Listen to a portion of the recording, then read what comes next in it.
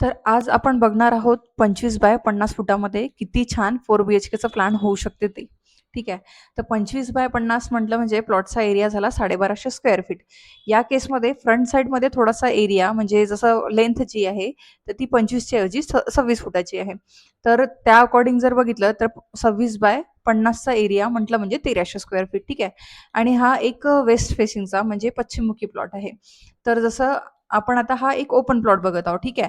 त्यानंतर यामध्ये जसं आता आपण एक साइडनी कॉमन वॉल घेतली आहे, ती बघू आपण कुठल्या साइडनी घेतली आहे. ठीक आहे.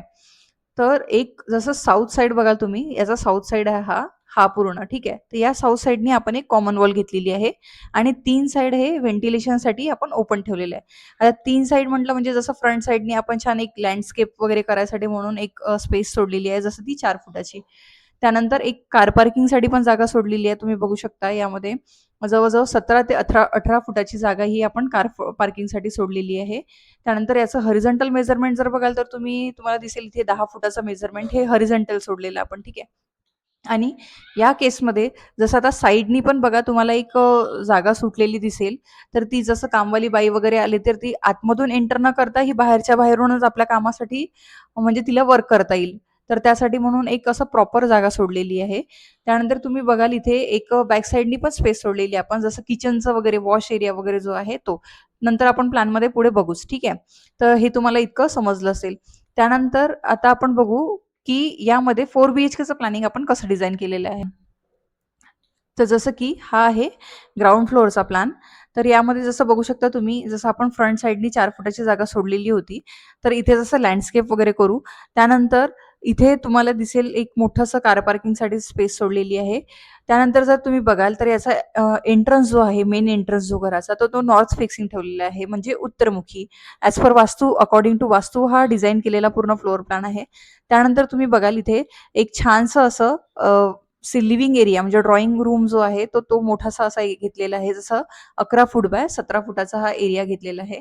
त्यामध्ये बघा किती प्रॉपर सिटिंग अरेंजमेंट बसलेली आहे. त्यानंतर एक प्रॉपर असं एक टीव्ही युनिट घेतलेलं आहे आणि इथे डायरेक्टली एक्सेस न घेता म्हणजे असं थोडं स्पेस क्रिएट केलेला आहे फॉयर सारखा. त्यानंतर मग आपण इथे एक लिव्हिंग रूम घेतलाय. त्यानंतर तुम्ही इथे बघू शकता जसं अकॉर्डिंग टू वास्तू इथे साऊथ ईस्टचं डायरेक्शन आहे, बरोबर आहे. तर साऊथ ईस्टच्या डायरेक्शनमध्ये आपण इथे किचन घेतलेलं आहे. किचन, डायनिंग आणि नॉर्थ ईस्ट येते इकडल्या साईडने ॲक्च्युली. तर हा नॉर्थ ईस्टमध्ये इथे छान पूजा रूम घेतलेला आहे. हा अकॉर्डिंग टू वास्तू डिझाइन केलेला प्लॅन आहे आणि तुम्हाला पण तुमच्या घरासाठी काही डिझाइन करायचं असेल तर तुम्ही मला कमेंटमध्ये सांगू शकता. त्यानंतर बघा इथे एक चांगलं लक्झरियस असं किचन डिझाइन केलेलं आपण, त्यामध्ये छानसा डायनिंग डिझाइन केलेला आहे आणि यालाच लागून जसं मी की तुम्हाला सांगितलं होतं वॉश एरियासाठी एक प्रॉपर स्पेस सोडलेली आहे आपण. ठीक आहे. त्यानंतर हा एक डुप्लेक्सचा प्लॅन आहे ॲक्चुअली. तर जसं आपण स्टेअरकेस असते ना डुप्लेक्सच्या प्लॅनमध्ये, तर ती आतल्या साईडनी असते आणि कॉमन स्टेअरकेस म्हटलं म्हणजे की ती बाहेरच्या साईडनी.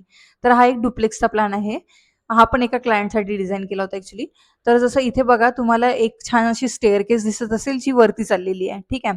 आता जसं इकडनं तुम्ही लिव्हिंग रूममधनं इकडनं जसं इकडे येत आहे, तर तुम्हाला इथे स्टेअरकेस दिसत आहे, एक अटॅच टॉयलेट दिसत आहे. जे की एक म्हणजे कॉमन टॉयलेट सारखं आहे. अटॅच नाही, सॉरी, इथे अटॅचच्या ऐवजी कॉमन लिहायचं होतं. कॉमन टॉयलेट आहे हा, जो की कॉमनली यूज केला जाईल. त्यानंतर इथे तुम्हाला एक मास्टर बेडरूम दिसत असेल आणि व्हेंटिलेशन बघा प्रत्येक रूमला व्हेंटिलेशन आलेलं आहे. चांगलं प्रॉपर व्हेंटिलेशन आहे. हा एक मास्टर बेडरूम आहे. हा पण एक मोठासा आहे. छान बेड आणि वॉर्डरोब वगैरे सगळं अरेंज केलेलं आहे. त्यानंतर तुम्ही बघाल इथे एक अटॅच टॉयलेट दिलेलं आहे या बेडरूमसाठी, मास्टर बेडरूमसाठी. त्यानंतर आपण बघूया सेकंड फ्लोअरचा प्लॅन. आता सेकंड फ्लोअरच्या प्लॅनमध्ये काय आहे ना, हां, जसं की आता तुम्ही सेकंड फ्लोअरच्या प्लॅनमध्ये इथनं असं स्टेअरकेसनी वरती आले, तर तुम्हाला इथे 3 बेडरूम दिसतील आणि त्या पण अशा मोठ्या-मोठ्या बेडरूम्स आहे. तर जसं आपण इथनं स्टेअरकेसनी वरती आलो, इथे छानसं असं सीट आउट दिलेलं आहे छोटंसं. इथे बघा तुम्हाला एक बेडरूम दिसत असेल, म्हणजे ही एक चांगली स्पेस सोडलेली आहे. त्यानंतर इथनं बेडरूमला एक्सेस दिलेला आहे आणि क्लायंटचं असं म्हणणं होतं, की त्यांना फक्त एक बाथरूमसाठी एरिया पाहिजे आहे, म्हणजे अटॅच बाथ या रूमसाठी. तर इथे फक्त बाथरूमसाठी एरिया क्रिएट केला होता. त्यानंतर इथे बघाल तुम्ही, तुम्हाला एक मास्टर बेडरूम जी आपण खाली घेतलेली आहे, त्याच वरती आपण एक मास्टर बेडरूम क्रिएट केलेली आहे, अकॉर्डिंग टू वास्तू साउथ वेस्टला, बरोबर. त्यानंतर एक अटॅच टॉयलेट घेतलेलं आहे या बेडरूमला आणि तिथे त्यानंतर तुम्ही बघू शकाल, की एक बेडरूम आपण घेतलेला आहे बॅक साइडनी, ठीक आहे. एक बॅक साइडनी बेडरूम घेतलेला आहे. त्यानंतर त्याला पण एक अटॅच टॉयलेट घेतलेलं आहे आणि इथे एक कॉमन टॉयलेट पण दिलेलं आहे आपण.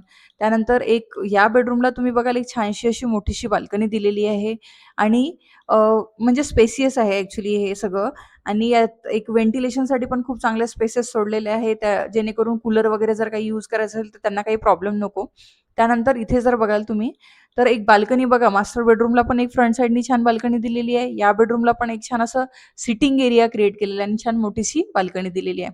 जर तुम्हाला हा फ्लोर प्लॅन चांगला वाटला असेल तर तुम्ही मला कमेंट करू शकता तुम्हाला काय डिझाइन करायचं आहे आणि जर तुम्हाला हा फ्लोर प्लॅनचं पूर्ण मेजरमेंट पाहिजे असेल तर ते तुम्ही मला कळवू शकता. Thanks and subscribe for more.